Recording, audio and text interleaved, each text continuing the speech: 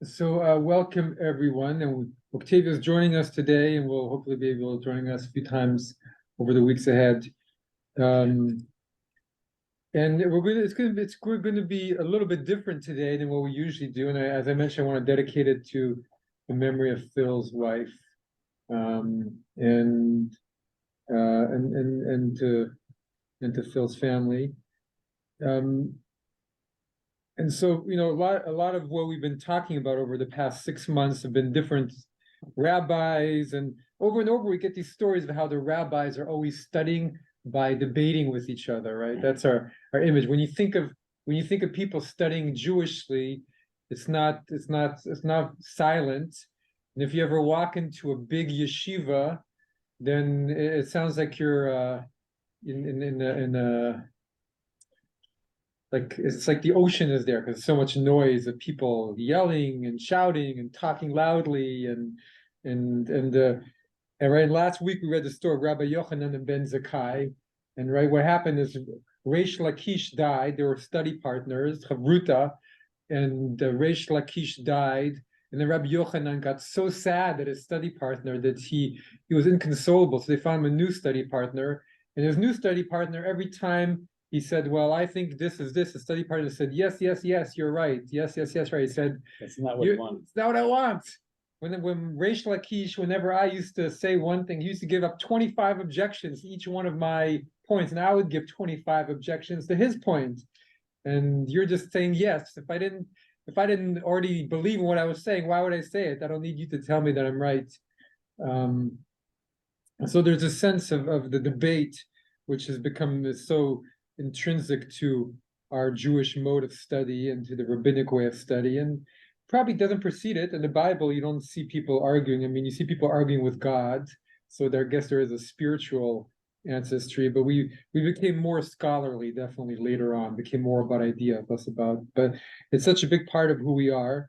And so what is this about? Why do we have this tradition of debate? What does that do? Debate and even argument when studying a religious thing. Yeah, I find it sort of surprising about the what you described about the yeshiva, and it's so noisy because the ultra-Orthodox, they're so busy following the law, every single law. How do they have time to even, or are they allowed to even debate? And how do they have the time? They're following every single law, daily. So, such an interesting comment. Well, there's times for each one, right? When they're in the study hall, then they're if they're looking over a book with a study partner, then there's some things which are known, right? Some halacha, but it's all the minute details.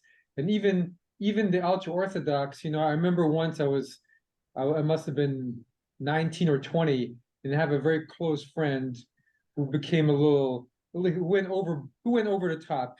His parents sent him to a yeshiva. He didn't realize that the yeshiva would become radicalized, and he ended up becoming a settler in Hebron, and very, now he has, I don't know how many kids, 10 kids. He's pretty radical, but back then he's a bit younger than I am, and he was already ultra-Orthodox. We were walking, and he was, giving me a hard time a little bit for not being at his level, and we were walking in Jerusalem, and so many religious people everywhere, and he looks like the real yeshiva study bacher type.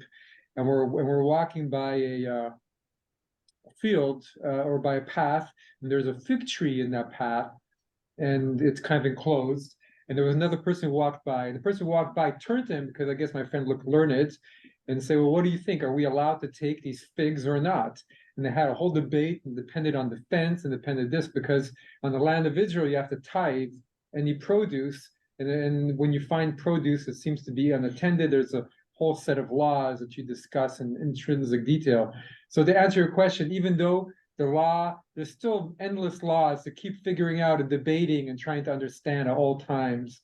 So it's not, you have so many things. Okay, no, I need to tie my right shoelace first, according to halacha.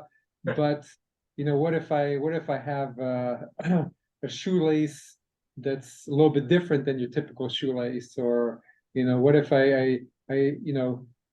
how do I unzipper my coat? Do I use my right hand or my left hand? I might not say that there's just different things to always decide, and they feel like by doing this they're deciding God's will, and that's kind of what they're bringing to the study, which is the Talmud has 5,000 arguments that are not resolved. I think that's the number, I can't remember. So there's things they're not resolved. So it's later sages who debated them, and so you say, well, Ramban said this, and this person said that, and this person this, but I remember. And now it's easy because you have websites, you have the internet, but until not so long ago, it all had to live up in your head. And there were some people who had that capacity for memorization who could hold all that information, and they became the broad-shouldered rabbis, because you could go see them and they would remember the obscure texts that nobody did, to give you, right? You always go to see a rabbi to give you an out, basically. That's how it usually works in the ultra-Orthodox community. You go to the rabbi who tells you your chicken is kosher. You don't go to the rabbi who tells you your chicken isn't kosher, because then you're wasting, can't you? Not always the case, but anyhow. I belong to a couple of Facebook groups which center around, interpretation and law. And not that I know what the heck they're talking about, but it's fascinating to listen to them debate. And so often, they'll have the opinions of 5 different rabbis. And finally, somebody says, well, in all these 5 rabbis, but what does your rabbi say? Okay. And that's the one that really counts. Okay. So, I find it fascinating to try to follow, but just the discussion and how they argue and all. Yeah. When there's different points of view, different points of view can be attached to various things. Like, for example, if there's an object that's outside of us, and we look at it, we do have actually a different perspective on it. You see it from the right, I see it from the left, and there's not going to be a lot of disagreement as to what the object is. Once the object becomes an idea, which actually doesn't exist in the outside world and doesn't have concreteness, but only exists, so to speak, inside of us, we each have a point of view about that. And the idea of back and forth stuff is to clarify the idea. So we go back and forth. What we do when the other person gives us a perspective on the idea, we assume that perspective. We don't discard it immediately. We don't just have opinions about it that we're going to keep. We assume that perspective. Little by little, going back and forth with 2 people, trying to hone in on something like an idea, we might be able to have within our heads almost the same notion as to what this idea is. So the notion of discussion is to clarify meaning to light up something that is usually an idea that's inside of us that we're trying to make clear, almost as clear as the object that's sitting on the table. Beautiful. Well, thank you. And Howard and Charles were welcome, and we are talking about Jewish debate, our way of studying, and saying, well, what's the purpose of it? And David was just saying that you were clarifying both the object of what we're talking about, but it's helping us.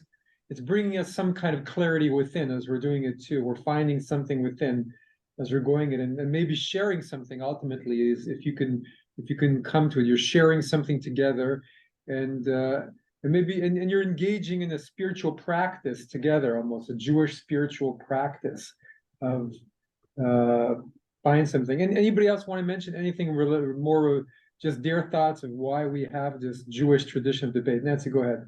I've always had a question about this, because when I study with the Christians, they are horrified that I would be contesting anything that the spiritual leader, typically a pastor, would put out there, right? I mean, it's not meant to be debated in a lot of Christian forums. So I'm wondering if this comes out of the Hellenization of the Middle East. I mean, it sounds an awful lot like it's based on the Socratic method. David, maybe you could comment.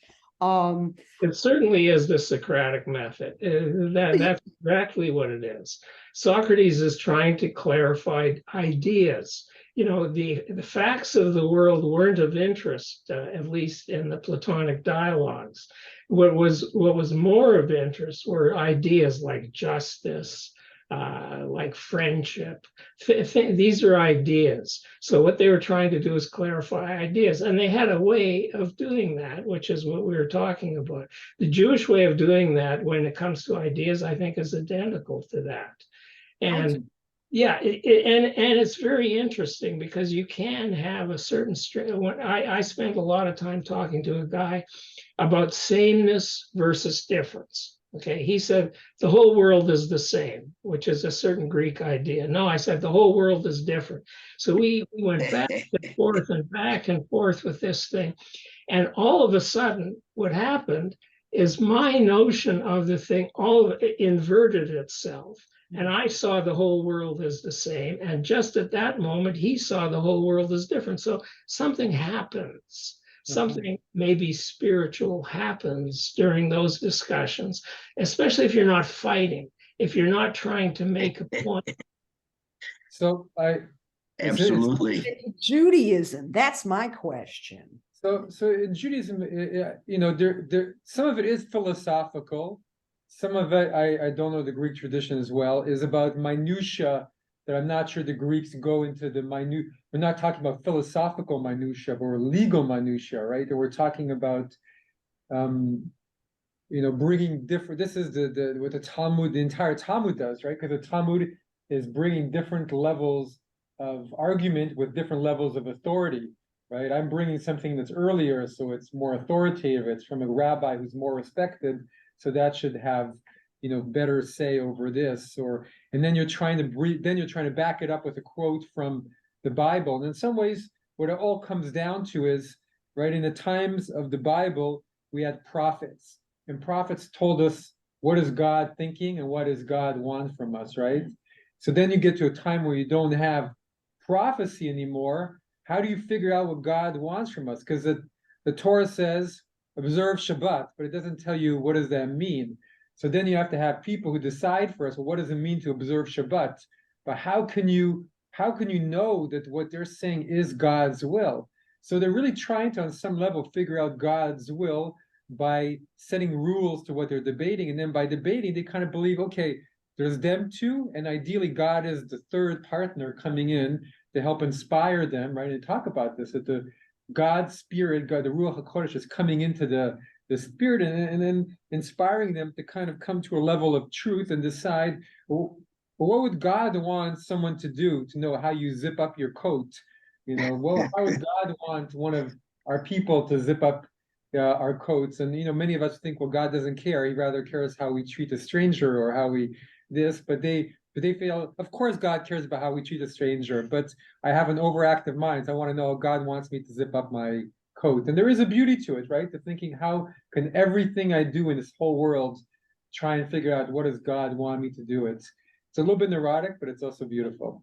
And there is also just on a more practical level, there's the element of what we've been talking about.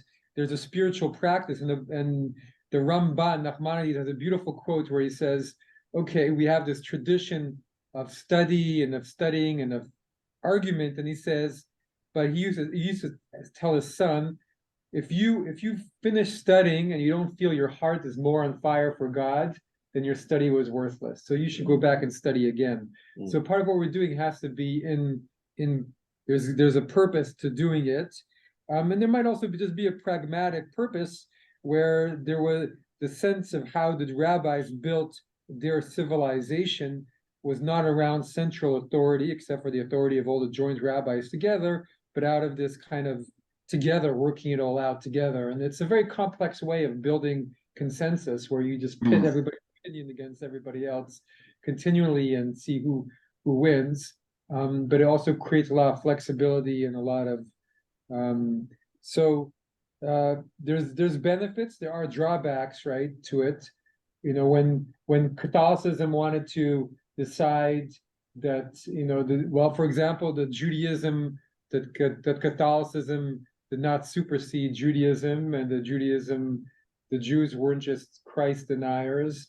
The Catholic Church came up with Vatican II, right? And the Pope was able to make it happen because there's a central authority, and they were able to change the whole Catholic Church and say, okay, from now on, Jews are seen as our elder brothers and not as people that we superseded. In Judaism, because we have 1 million rabbis and 10 million opinions, we can't come to a central, we can't move forward in the same way. We have to kind of rally the troops all together. And so there's a benefit to those things, and there's also a drawback.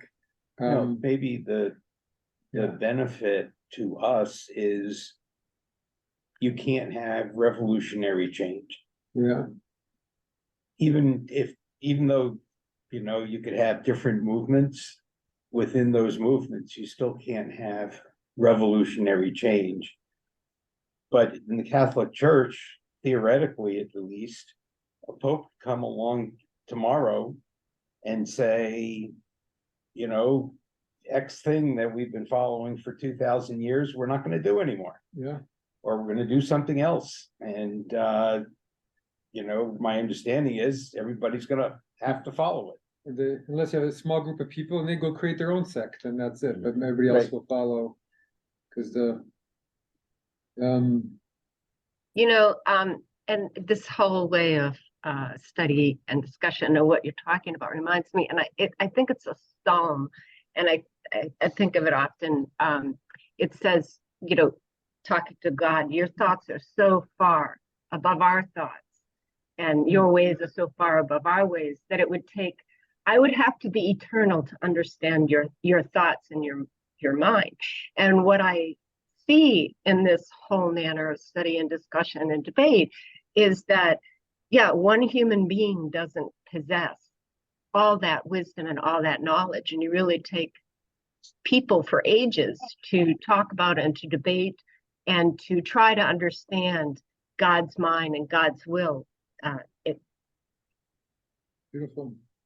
Well, there's a concept in Kabbalah of the divine mind, that there's almost like a universal mind, which, you know, includes all the knowledge of all time, which is the God's mind, and that through study, getting into this flow, you access that divine mind, and then you start to have ideas drop into your mind. That's when real inspiration occurs, right?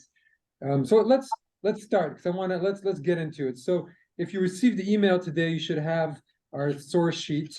And so who are we studying today? So the first two rabbis on some level were Hillel and Shammai. They didn't really debate each other so often in each other's presences. They kind of lived, my impression at least is they lived far away, and they had their groups here and their groups there, and they held opposing views, which is, you know, when a religion starts, you debate the bigger things, and the more you go on, you end up debating the smaller things, like how you zip up your coat. But at the beginning, you debate the very big things, and Hillel and Shammai debated the big things. But then their disciples and their schools came to debate each other. And that's when we really created, this is the origins of our Jewish tradition of debates. So let's starting to go through this. Go ahead, Alan. Okay, Sanhedrin 88b. When the disciples of Shammai and Hillel, who had not studied sufficiently, grew numerous, disputes multiplied in Israel, and the Torah became two Torahs. Why them not studying sufficiently led them to this, do you think? They didn't have a good base of knowledge, and they couldn't even agree on some of the basics. And so it allowed them to split without any real concern. They became polemical. Even they didn't have enough knowledge to talk about the basics. realizing how much it was in common, they just became polemical. Anybody else get anything from this powerful statement? Well, they also didn't seem to know how to debate. That debating does not mean you're going to make your point and you want to convince the other person that your particular point of view is the correct one. What you want to do is you want to use the other person's point of view to enhance your own, and he uses yours to enhance his own. So maybe they didn't even understand what the rules were. There's implicit rules of the game. And maybe they hadn't studied enough to know what the implicit rules of the game were. They believed they were right too much, and then they could create it. Okay, let's read the next one because I want to get through as much as possible. Go ahead.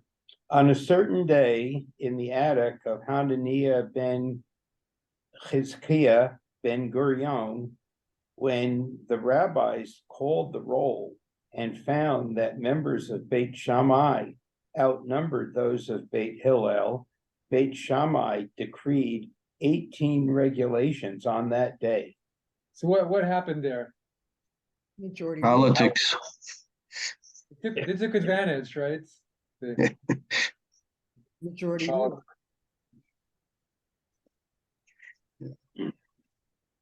It's even more nefarious than that. Go ahead, Alan. This is the Okay. Talmud, the Jerusalem Talmud on this. Mishnah. These are the laws, they said, in the attic of Hananiah ben Hizkiah ben Gurion. When they went in to visit him, they voted, and Beit Shammai was the majority over Beit Hillel, and they decreed 18 things that day. The Gemara. That day was as hard for Israel as the day the golden calf was made. Rabbi Joshua Oniah taught, the students of Beit Shammai stood at the bottom of the stairs, and they killed the students of Beit Hillel. It was taught. 6 of them went up to the attic, and the rest of them attacked them with spears and swords. It was taught, for 18 things they decreed, and in 18 they were the majority. Whoa. Sounds like mob rule. And you don't think about these intellectual disputes descending into physical, especially with swords and knives and things. And I mean, when I say, intellectual disputes, Jewish intellectual disputes. Yeah. Well, they violated everything. How about the thou shalt not kill? Yeah. How about that? How can you impose something like that on anybody if you're not even following the 10 basic tenets of our belief? Yeah. They believe so much in their opinion that they went after the Howard. Go ahead. Well, what comes to mind is instances of stoning of vehicles in contemporary Israel. Yeah. It's true. Well,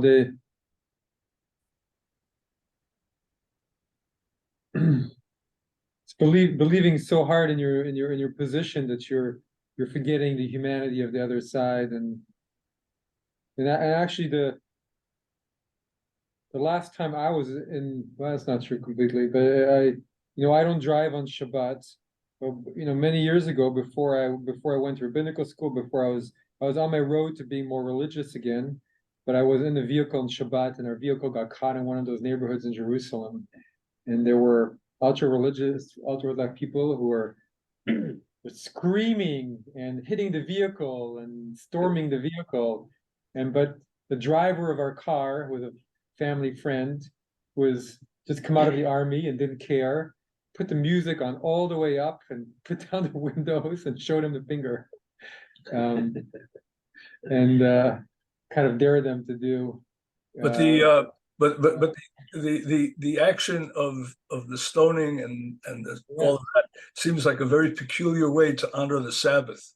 Yes, exactly. Well, when people feel their boundaries are being infringed, they act in a certain way, right? And so when maybe the arguments between people, even between Jews, become so intense, so you feel one is right and one is the others, and you believe the future of Judaism is at stake and the future of your people is at stake. And once you get to that place, you're willing to do anything to get, and then, I mean, we see this in politics, of course. A lot of people teach all this when they're talking about, blue and red in this country, or, in other countries, politics getting to this place. When important things are at stake, we tend to forget all of it. But we said it's about when we start to forget the rules. Let's go forward, and then this is not the end of Beit Hillel and Beit Shammai. This is the first few years. So let's see where it goes to afterwards. Okay, do one more. All right. Eruvim, Rabbi Abba said in the name of Shmuel, for 3 years the house of Hillel and the house of Shammai argued. One said the halacha is like us, and the other said the halacha is like us. A heavenly voice spoke. These and these are the words of the living God, and the halacha is like the house of Hillel. A question was raised, since the heavenly voice declared, both these and those are the words of the living God. Why was the halacha established to follow the opinion of Hillel? It is because the students of Hillel were kind and gracious. They taught their own ideas as well as the ideas from the students of Shammai. Although Beit Shammai and Beit Hillel disagreed, Beit Shammai did not, nevertheless, abstain from marrying women of the families of Beit Hillel, nor did Beit Hillel refrain from marrying those of Beit Shammai. This is to teach you that they showed love and friendship towards one another, thus putting into practice the scriptural text, love ye truth and peace.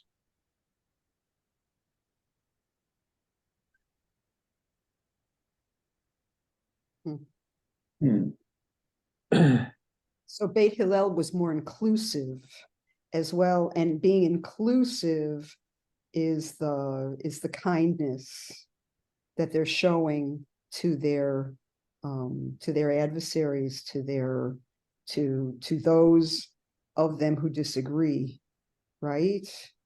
And humility too, right? Humility, yeah, to accept that there might be more than one perspective. Well, there has to be more than one perspective. People confuse arguing about things and arguing about ideas. When you're arguing about things, if I say this thing on my desk is a coffee cup, and somebody comes and says, no, it's not a coffee cup, it's a tree. Okay, so that kind of argument we rarely have because we have so much agreement about things. But when it comes to anything that walks into the realm of ideas, then we can merely have opinions, and we have to appreciate that. So, but what happens is these opinions can become things too, and people are attached to them the way they're attached to things, and then they can't really have a discussion about them. And one thing that I struggle with along those lines is people, it's like the disagreement threatens their opinions and their beliefs. And I don't understand that, because I have strong opinions and I have strong beliefs, but I'm not threatened because somebody doesn't agree with me. And that's one thing I don't understand. Why people feel threatened just because you don't agree, and how that is going to negatively impact your life. You can practice what you want and you can believe what you want, but just because you don't agree and believe and practice what I do, how does that affect my beliefs and my practice? You know what I'm saying? Well, but the thing is, it depends what the belief is. If I believe that my God is ruling the world using a ray gun, using various means, and you believe that your God is ruling the world using love, what happens is you get very attached to those particular notions, unbelievably attached to it. And somebody comes along and gives you another notion of this, maybe the opposite of the notion that you were attached to. It creates confusion. It creates anxiety in the person, even to contemplate that as a possibility, and most people do have a core set of opinions or beliefs that can, if attacked properly, can make them anxious. I think everybody has a level at which they can't be open-minded, unless you're a certain kind of person who's a little bit Michiganer, and you're only open-minded. It's not a negative, because we're human beings on a journey to work out what life in the world is about. And if you feel someone has gone through that journey and come to conclusions that to you seem harmful to the rest of humanity or the world or to yourself, it's hard, right? Because we're all going through life having this experience of life and trying to work out what it's about. And if you meet someone who has a view, you believe that God is all love, and someone comes and tells you, I think God is operating with lasers and burning up forests, or whatever it is, then it's hard. It's hard not to say, well, this is ridiculous, and I hope you're not spreading it to anybody else, because we're in a fragile world, and we need we need the good opinions, not the crazy opinions, to abound. And I think, and because of all this is why they're arguing, but then God says both these and those are the words of the living God, which is maybe not what they would say if they were talking about lasers, but maybe in terms of kind of the kind of debates the house of Hillel and the house of Shammai, the schools used to have, which were very deep debates. You can't argue for 3 years about does God have lasers or love, because at a certain point, person believe that God has love will tell the person who God has lasers, well, I just won't argue with you. So you're debating, is God all love, or is God move, or does God not do anything in the world? That's a debate you could have for 3 years, and so those are powerful. And then at the end, God says, well, you're both right. But in the end, as a people, what's most important is you follow the things that will help you coexist in a world of multiplicity, a broken world where multiplicity abounds. And we're trying to get to the one, and if you just stick to your guns, you're not getting to the one, you're staying in the multiplicity. And so Hillel here is teaching Shammai and Hillel, even though they're going towards Hillel. Let's continue this and read the next one. Someone else read the next one, please. Number 5. Nancy, how about Octavio, go ahead. 5, Pirkei Avot. Okay. Every argument which is for the sake of heaven, the end is for the parties to that argument to endure, as in the argument between Beit Hillel and Beit Shammai, where none of the parties to the argument, the disciples, were lost, as opposed to Korach and his congregation, who were lost. Let me just stop there for a second and remind people of Korach, right? Korach was when Korach approached Moses in the book of Numbers and said, what makes you so special? We're all holy. Every one of us is holy. And according to rabbinic tradition, he also had 3 halachic questions for Moses, where he disputed Moses's rulings. And in the end, we know the story. The earth opened up and swallowed Korach, right? And Korach was eaten alive, but was taken in by God. So why? The big question is, well, what was wrong with Korach's question? It was just a question. Why was that not a proper debate? So here is a question about what's a debate for the purpose of heaven, rather than one of Korach's events, which ended up in one of the parties being lost to it. So that's this juxtaposition. Go ahead. or the end, the desired end of the argument. So I guess the question is, every argument which is for the sake of heaven, the end is to endure the desired end of the argument. I'm still trying to take all the parentheticals out. to Well, understand this is what- just a bit. Keep reading and you'll see. Okay, But okay. basically, Or the end, the desired end of the argument. In an argument for the sake of heaven, the desired end is to attain the truth. And this was attained in the argument between Beit Hillel and Beit Shammai, that the halacha is in accordance with Beit Hillel. just keep going. Yeah. And an argument which is not for the sake of heaven, the desired end, which may be power or love of conquest, does not endure. And so we find in the argument of Korach and his congregation, their end was the attainment of glory and power, and the opposite of what was what transpired. What is an argument for the sake of heaven? The argument between Hillel and Shammai. And what is an argument that was not for the sake of heaven? The argument of Korach and his entire congregation. Okay, I see what they're saying. So what they're saying, the first part is just saying who endured at the end, right? The parties endured, but it's saying, when you're arguing, if your purpose is for an eternal purpose, right, which is truth or doing God's will, then truly, then that's an argument that's for the sake of heaven. But if you're just arguing because you want power for your group, which makes it political in essence, then at that point, they're saying God is not going to, your argument is not going to endure, and one of the parties will eventually be lost. I'm kind of confused. Go ahead. The disciples of Korach and the disciples of Hillel, Yeah, forgetting about the violence, yeah, argued. yes. And they argued over halacha for years. Shammai and Hillel. Not Shammai and Hillel, sorry. So they argued for years, and the dispute is only settled not because one made a better argument than the other, but because the voice of God came down and said, Hillel is right. And the disciples of Shammai said, who are we to argue with the voice of God? Hillel is right, and we're going to go ahead with that.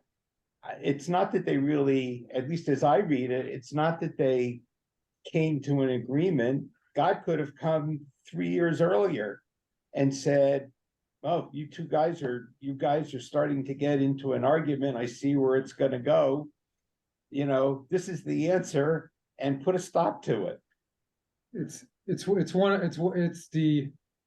of the occasions when they debated that happened. Other times when they debated, it ended differently, or they ended with a more.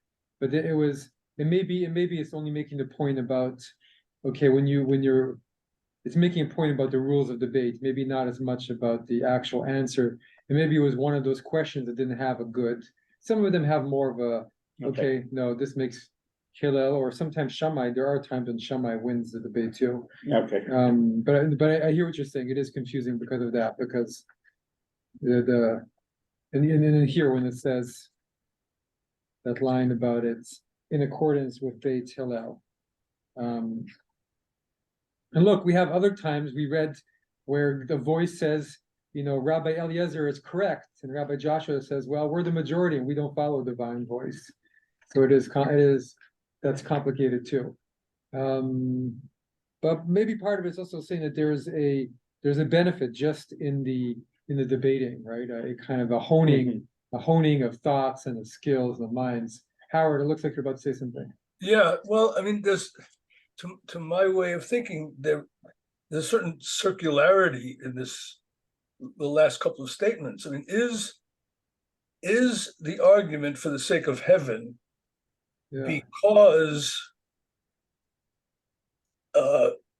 because God says it's the sake of heaven, or is it the other way around?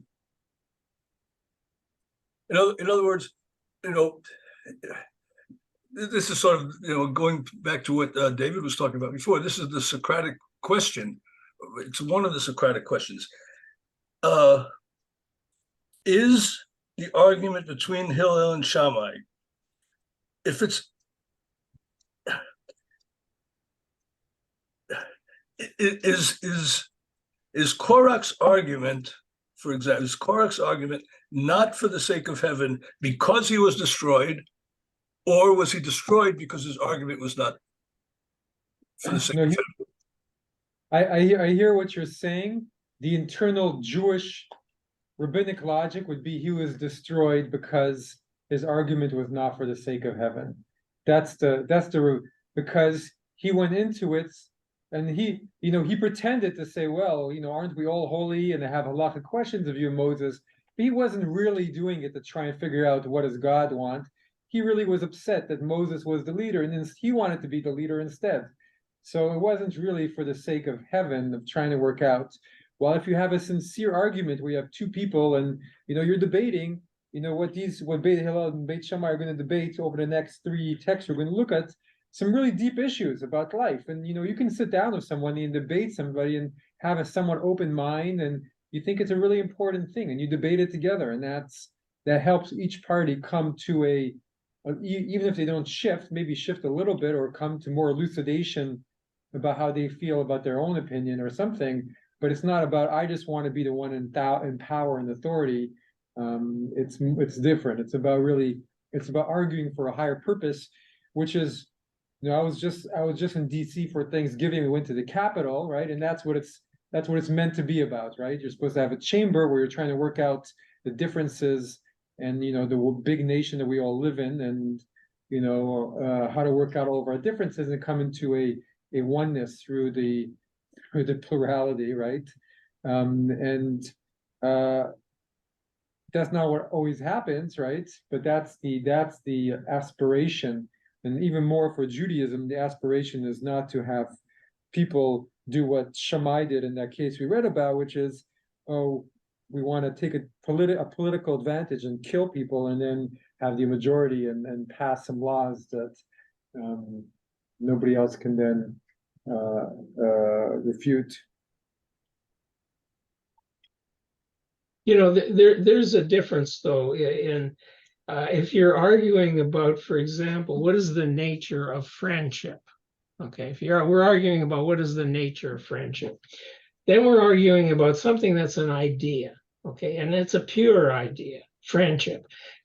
If we're arguing about whether or not on the Sabbath you're allowed to change the silverware on the Sabbath, that's a different thing. Then you're arguing about a specific directive. Arguments about a specific directive, in fact, might have a truth to them because there is some kind either of a tradition or there's a holy person that told you what it was.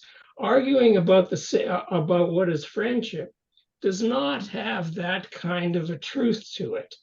It is arguing specifically about an idea. And I think we shouldn't confuse this stuff, and it's really easy to confuse this stuff. So most of the Jews are not arguing about ideas per se. Some of them are. So we'll get, actually, in this particular reading, there is one idea, and that's whether a man should have been created or not created. That's an interesting idea. Then you can say, yeah, that's really an idea. That's something, that's a pure hypothetical, if you will.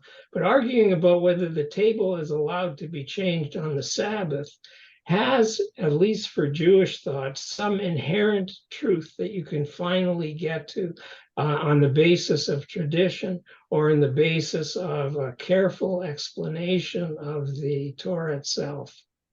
But it's true. I mean, it's a little bit more complicated because when there is a clear tradition, they don't argue about it. And a lot of the time when they argue is when there's no clear tradition, and then even if it's not always obvious because they are arguing about something like the purity of an oven, there is something in the background happening there that's a wider philosophical question. And so there are, for example, it could be the wider idea. It's not as abstract as friendship. It could be something about should our tradition be strict or lenient in general, right? That could be a broader argument that's behind a specific of halacha, which is a broad idea which is quite philosophical, right? Should Jews live by a strict vision of Jewish law or by a more lenient version of Jewish law, or should Jews live by a version of Jewish law that's very open to non-Jews, or should they one that's not? Or should Jews live by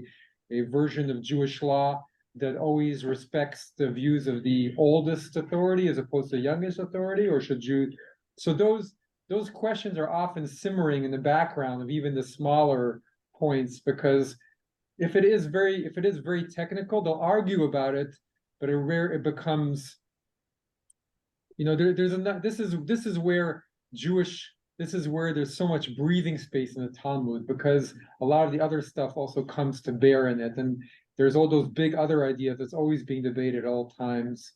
And if you're someone who is like Rav Ovadia Yosef, right? He was the greatest Sephardic rabbi of the last 70, 80 years. And he had at times he had enlightened political views, at times he had sometimes crazy political views. But as a halachist, he was a genius. And he was very lenient. So he had a general point of view that Jewish people, Sephardic Jewish law should be livable. And so he was such a genius that he used to be able to take everything and twist it around and do whatever he needed to make rulings that were very lenient for people. They're great rulings, but people would debate him, and there would be a debate. But sometimes there was the philosophical debate behind. The debates got heated because people would be annoyed with, other big rabbis would be like, okay, you're just using your smarts to always get to a lenient position. And I, in general, just don't think we should always be going for the lenient position. And a lot of people were very happy because he was giving the people an easier way of living halacha than some of the Ashkenazi, the greats of the time. For example, he would say, when you're checking, right? When you're checking eggs, you're supposed to check to make sure the egg hasn't been fertilized before you eat it. And so, he had a way of checking it. He has a way of checking it, which is much easier and less a pain in the tuchus. And, Ashkenazim, we make everything a pain in the tuchus, right? So, the whole kitniyot debate, all these things. So, in general, I totally agree with what you're saying, but it's a little bit more murky in a lot of these debates because you have some big debates behind it. And so let's read some of the debates, and we can talk about them individually. Octavio, please read number 6. Mishnah. Beit Shammai and Beit Hillel disputed the proper way to recite Shema. Beit Shammai say, one shall recite Shema in the manner indicated in the text of Shema itself. Therefore, in the evening every person must recline on his side and recite Shema in fulfillment of the verse. When you lie down, in the morning he must stand and recite Shema in fulfillment of the verse. When you rise, as it is stated, when you lie down and when you rise. Okay, we don't have Beit Hillel here because it's a very long thing. But you see, Shammai is a literalist, right? He always wants to do things in the most literal way, which makes a certain amount of sense. But you read the Torah too literally, you get into trouble 2,000 years after it first appeared, because and the Shema, Hillel always was creating distance with the Torah. He wanted to keep the essence, 95%. You say the Shema twice a day, but in the end, Hillel says, no, you say it depending on where you were before. And to this day in this congregation, it's a big issue. Do you stand or do you sit down? And there's an evolution, and so these things are important to people. But I want to get to the next two ones. I think they're even more. So go, Octavia, read the next one. The sages taught the following Baraita. For 2.5 years, Beit Shammai and Beit Hillel disagreed. These say, it would have been preferable had man not been created than to have been created. And those said, it is preferable for man to have been created than had he not been created. Ultimately, they were counted and concluded. It would have been preferable had man not been created than to have been created. However, now that he has been created, he should examine his actions that he has performed and seek to correct them. And some say he should scrutinize his planned actions and evaluate whether or not and in what manner those actions should be performed so that he will not sin. This is one of the few cases where Beit Shammai seems to have had some of the upper hand, where it might reflect the period where this came out of, which was a very difficult period for the Jewish people, and it came to the, better the man had not been created, but since we're created, let's go forward with where we have and do the best we can. But we see that there's there's a philosophy underneath how Beit Shammai and Beit Hillel are viewing everything. And now we'll go to the last one, and then we'll talk about how the three come together. The sages taught in a Baraita, the basic mitzvah of Hanukkah is each day to have a light kindled for a person, the head of the household, for himself and his household. And the Mehadrin, i.e., those who are meticulous in the performance of mitzvot, kindle a light for each and every one in the household. And the Mehadrin mean Hamehadrin, who were even more meticulous, adjust the number of lights daily. Beit Shammai and Beit Hillel disagree as to the nature of that adjustment. Beit Shammai say, on the first day, one kindles 8 lights, and from there on, gradually decreases the number of lights until, on the last day of Hanukkah, he kindles 1 light. And Beit Hillel say, on the first day, one kindles 1 light, and from there on, gradually increases the number of lights until, on the last day, he kindles 8 lights. This is one of the big disagreements between the houses of the schools of Hillel and Shammai. So the first part is something that's always fun. We studied this in our Hanukkah class last week, but actually the basic mitzvah of Hanukkah isn't to light a menorah. It's just to light 1 candle for your entire house. And those who are very meticulous light 1 for each person, and those who light a whole menorah for each person are the uber meticulous. So we're all a little bit ultra-Orthodox on Hanukkah. It's the one holiday we all go overboard. But then we have these 2 different opinions, where Beit Shammai says you start with your full menorah lit, and then you go down 8, 7, 6, 5, 4, 3, 2, 1. And then you have Hillel that says you start with 1, and then you go up until you have all 8. And so you could say this is just a legal argument, but what would be the greater philosophical argument between the 2, for example, in this situation? Do both.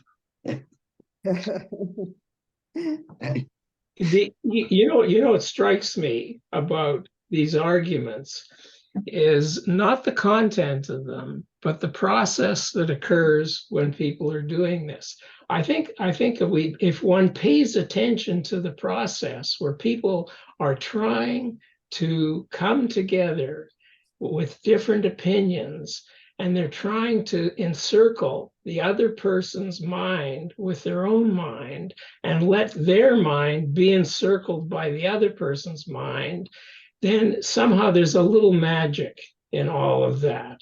And it probably doesn't matter what you're arguing about. My personal opinion is that a lot of the content of the things that Jews worry about, especially with respect to halakha things, has nothing to do with nothing. But the process is really very, very important. The process brings us closer to some sort of a magic that occurs when people talk to each other properly.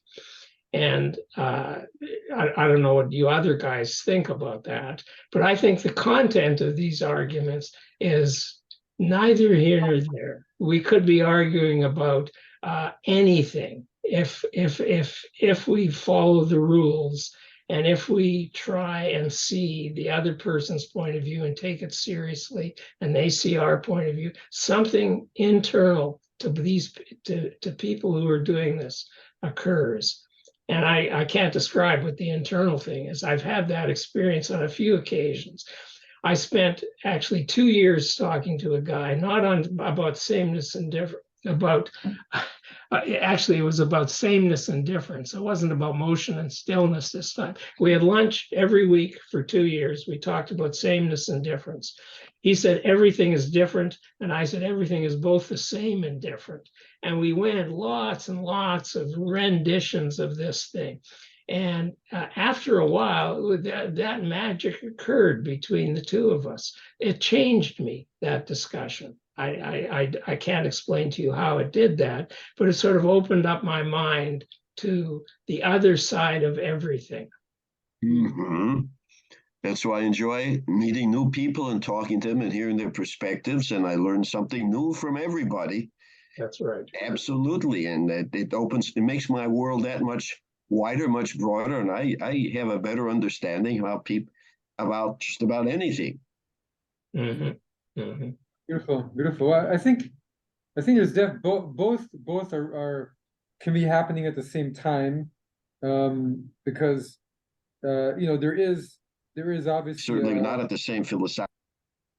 there's a beautiful back and forth between Beit Hillel and Shammai when they're not killing each other, which is becomes a basis for a Jewish study and an argument and debate and still and I mean it is I do have to say for the Talmud it is important in the end where it lands on some level. Maybe it's not so huge, but there is a little statement there. For example, if you start with one candle and go 2 and 3 and 4, that's it's usually interpreted as a sign of the optimism of a Jewish people, which is why Hillel is the optimist, right? We're always going towards more light. We're going towards a bigger menorah. And Shammai was always a pessimist. We started on Sinai and now we're going down the hill, and all of life is going down. So that I totally agree with you, David, that the process in some ways is much more important than the content. And the content it does feel like so, but there is through all of these arguments and all the decisions and all the places where the halakha finally rests is shaping a tradition that then millions of people experience in their rituals and their ceremonies and how they live, and does have an imprint, even if it's subconscious. I think the fact that you end Hanukkah with a full menorah and you start with one light is very powerful. It's a very powerful. If you were to start with 8 lights and go down, to me it would feel a bit depressing. And so there is that element where halakha is being worked out and ritual. Sometimes it does feel like splitting hairs, and it's totally okay. It doesn't matter. Do you stand or sit with the Shema? Maybe that's one of those where it just doesn't matter. This one, maybe Hanukkah is one where you are creating through ritual and ceremony an imprint on people's minds and souls. And so you are slowly, respectfully, which I think is what you're getting at, and lovingly, and hopefully bringing all the different views, and including them for posterity. But you're slowly creating something to stand the test of time and to reflect how you think you should live in the world. And for other Jews to live, the people who come after you. So we want Jews to think there's more and more light that comes into the world with each passing day, not to think humanity is declining into nothingness. And that's I think it's worthwhile to make that argument. And it's also worthwhile to teach them you need to debate together and be respectful and learn from each other, which I think we do. There's also the negative to that, which for example, even in our congregation, right, the sitting and standing on the Shema becomes almost like a rivalry instead of like do you even know why you're doing it anymore? Originally, why you were the one who stood up. Do you even know why you're doing it? Or now it's just become like this is what I do and this is what you do, and and so sometimes there's a danger also in this mode of study, which is you get the 2 Torahs, right? That's what we're talking about. And so when your friend did, which sounds just like Beit Hillel and Beit Shammai, for 2 years, you really approach it intentionally and with love, and you merge into the one, and you realize it's the yin and the yang, the black and the white, everything, the dark, the white, the lightness and the dark, and we're all part of one world. That's beautiful. But when it's I'm gonna stick it to you every time I do it this way, and you're gonna stick it to me every time you do it differently, then we're not getting back to the plurus, where we're staying in the Mhm. we're not getting Yeah, back to the yeah. That's not peace, right? Love ye truth and peace.